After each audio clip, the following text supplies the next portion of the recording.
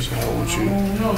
The last time how you hit me, you was like you should let you taper. I want you to taper this time. You see where my do-rag line be at? Yeah. Put a nice taper to that do-rag line, you feel me? The beard, I want it like how I stick out right here, just slim it up on the sides. And I want more of the mass and like the chin part, you feel me? From like my lip down. Then the line, you could just bring it in.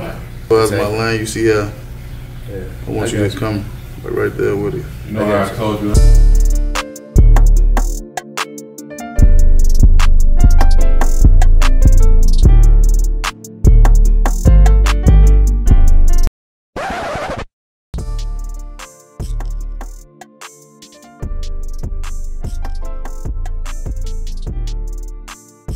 So to kick this haircut off, I'll go in with a comb and I just start to lift the hair, and I'm lifting the hair, prepping it for the number 3 guard.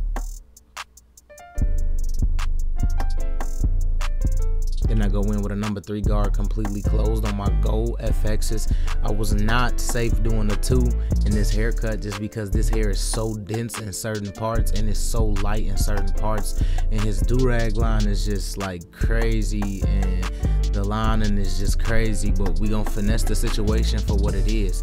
In the realm of becoming a master barber or trying to master your craft, you gonna get some of the most craziest canvases, and like this is everything we prep for. We don't change our steps. We keep everything consistent, but that level of confidence gotta be there, because when it's not there, it will show in that haircut. You don't change your steps no matter how scary these haircuts are. You just keep everything consistent.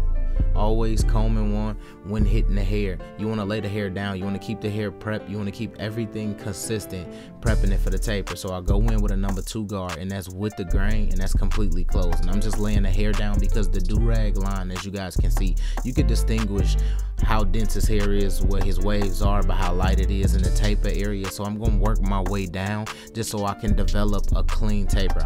Then I go completely open with my gold FXs, and I give myself about 1/2 of an inch and creating my first initial guideline. I want to keep this taper kind of low, but at the same time I want to gradually work my way into this taper because this hair is so light. I want to be able to create a nice transition. So I go in with a 1.5 guard, and I'm just completely open, debulking this area, getting the hair to lay down. Then I go with the grain with it completely closed just so I can soften up that do-rag line, because it's very distinguished where you can see the denseness in his hair and then where his hair get very light at.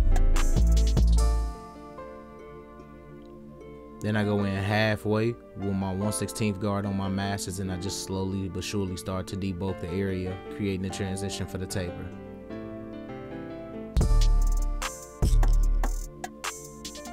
Always brush one and fade one. I'm telling you, you always gonna see the fades come together better. Then you go in completely open with the masters, and I'm just fading under that because I know my masters is a true one completely open. So it's always gonna be safe. A 1/16 guard and the masters completely open, gonna rock this all the way out.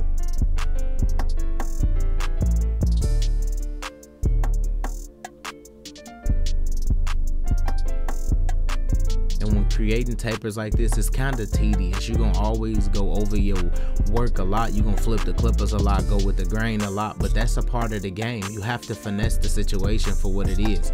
Like, at times I used to think everybody couldn't have good tapers, like if their hair growing in these crazy directions, like it was just always hard to do it.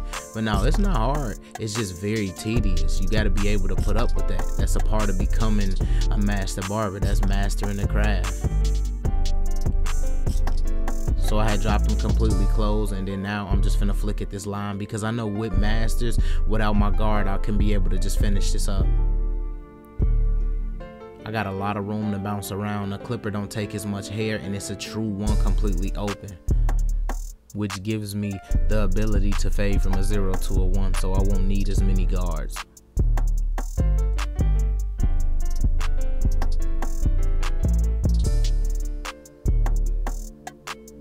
Slowly but surely, always brushing one and fading one, keeping everything consistent, and everything will fall in your favor.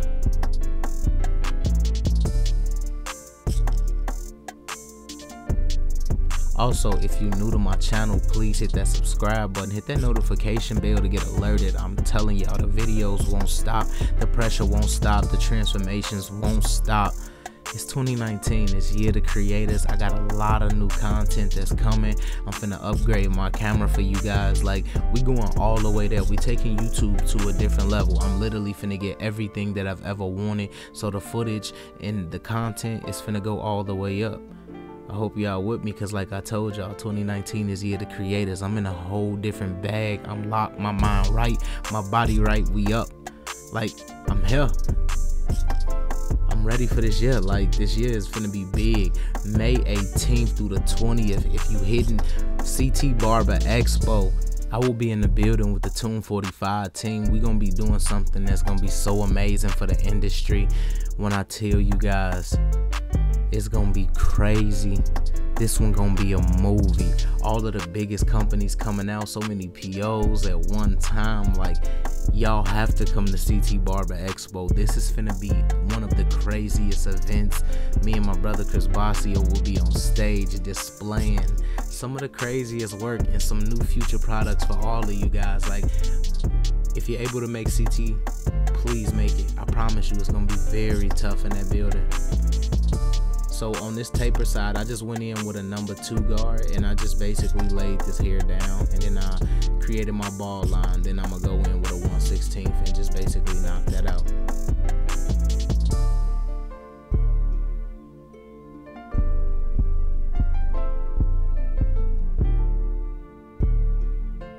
And then take my guard completely off and then finish the bottom of the taper.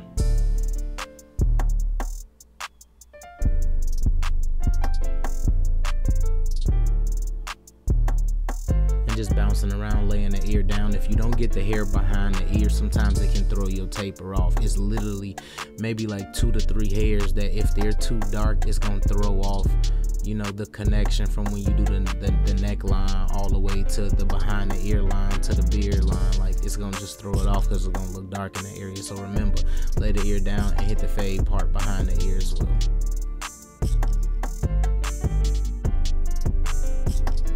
Using the corner of your teeth for your masters or whatever clipper you using is very important. If you use the corner of the teeth, it is so much easier to detail and to really get the hairs you want and to really get that transition and fade and taper that you're looking for.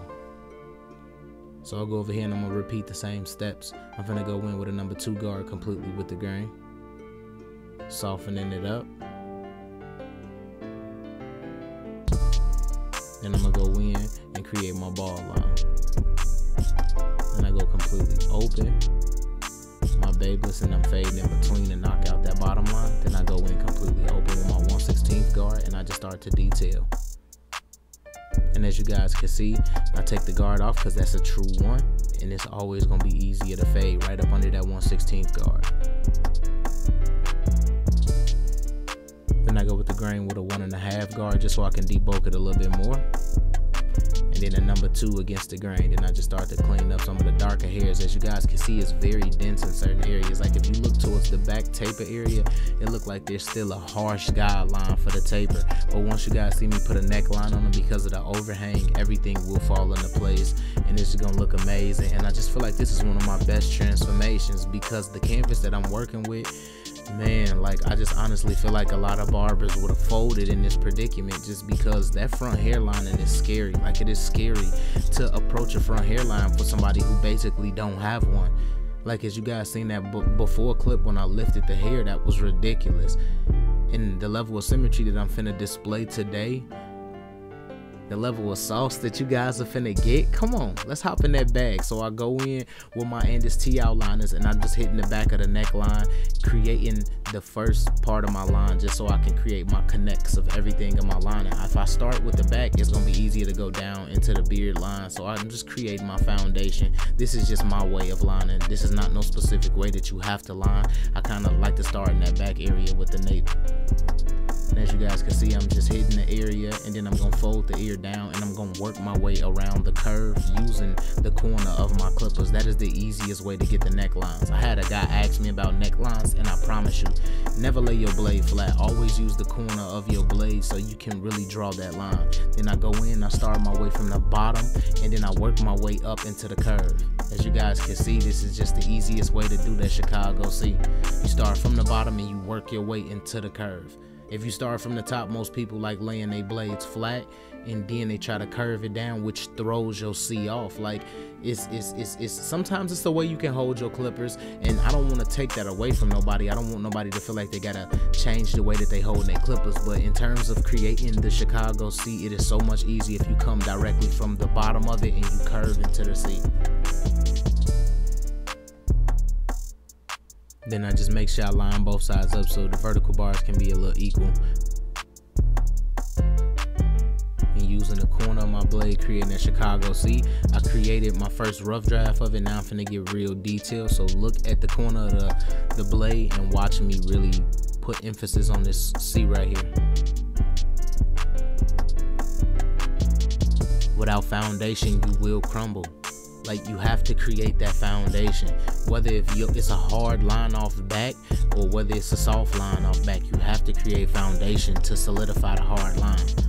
Then I go into the front area, then I just start to hit the front of the line because I have a lot of overhang, and because I cut it to a 3 but kind of kick the hilt of my blade up when cutting the front of the hair, that I got some hair to work with so I can kind of create that essence of a lineup. That's one thing that I learned from Fonz. Even if it's not using or cutting a pompadour type haircut, if you leave a little bit more, you know, hair in the front and create that dense look, you're always gonna create the illusion of a fuller hairline, which is the dopest thing about doing these transformations or doing these crazy lineup transformations with people who don't have them and displaying that to y'all. Because one thing that I have never got on YouTube, I have never got somebody explain to me how to do a very difficult hairline. That's something that I want to give to you guys. That's something that I feel like you guys deserve, is how to do things like this, because things like this in the industry is not taught. Most of the time you are practicing on mannequins or other people with fuller hair, and you have way more of an advantage. But to do things like this and to do it at an all-time high, to put him in the game the way that I'm finna put him in the game is finna be crazy. So I go with the Tune 45 color no drip, assisting that with the Beam Team Cordless Compressor XL. If you at CT Barber Expo, releases there. So I just go in using the business card at a 3 to 4 inch radius, and I just start to spray at the line, just giving it that fuller, cleaner look. One thing about no drip that I like, it actually stains the skin opposed to staining the hair.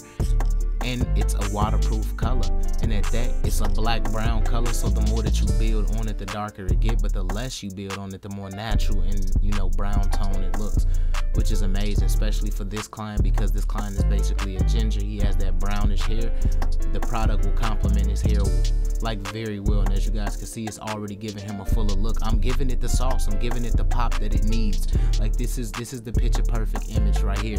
This is how you take that level of confidence of your client elsewhere. My client has watched the whole video non-stop. His eyes has been locked in the mirror the whole video. He's literally watching me create the masterpiece. Like, this right here is a live YouTube video for him, and that's one thing that's dope, because my client is a subscriber. My client is somebody who found me through YouTube. So for him to watch me put him in the game the way that I'm about to, this is crazy. Foundation is everything. You solidify them lines, you frame out first, and then you work. Like, that's how it goes.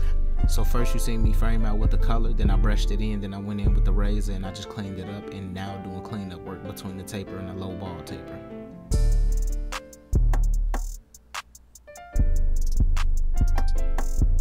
And then I just repeat the same steps, going in with color to frame out the beard. Then I'm gonna brush it in just so I can give it a more natural look.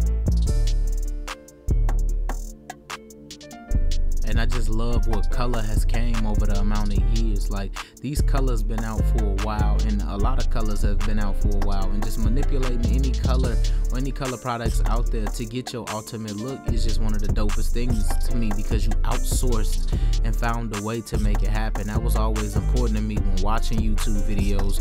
Before I became a YouTuber, I never understood how people got a finished look, a specific finished look, and that was just me learning about products and then me just using those products in certain situations to see how they worked out. Some hit, some miss, but that's a part of developing yourself, developing that sauce. That's what's important. You have to try things out. If you don't, you'll never know. You got to put the efforts up. You put the efforts up, I promise you it's going to play in your favor. Whether it's good or bad, you going to learn. And that's what the objective is, further in education, learning more, and staying humble to the fullest. Like that's the best part about it, that you get to watch yourself grow over the years. So we go in with my girl Donnie M beard oil, and I just basically put it in the beard, massage it in, then I go in with a hot pick comb so I can extend the beard to its full potential, and then I'll go in and be able to trim the sides.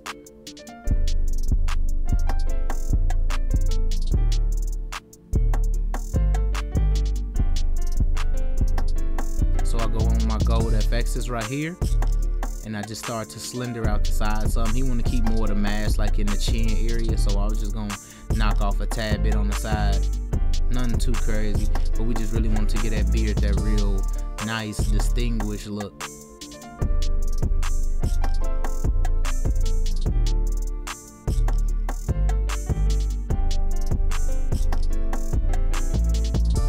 Framed it all the way out, and it came all the way together for us. Then I just coast over the top of the waves, which is literally the most important thing for any waver that's out there. You gotta clean up over the top of the waves. You can't be cutting these wavers and not cleaning up over the top, because the prickly hairs and all of the crazy hairs, they stand up. It don't make the haircut look complete. It don't make it look smooth, and it don't make it look executive. You want them real hard executive looks, go into these details. These details is what's gonna get you the money you want. It's gonna build that longevity with the clients. Clients don't get a lot of, you know, barbers that are specific on details. So incorporate them details, and I promise you, you're gonna get finishing looks like this.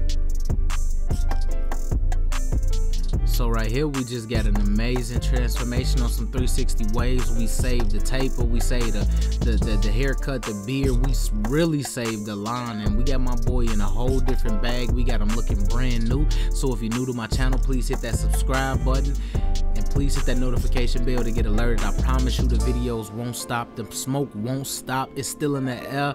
Let's get this money. Y'all know what time it is. Hashtag TBT. Let's get it.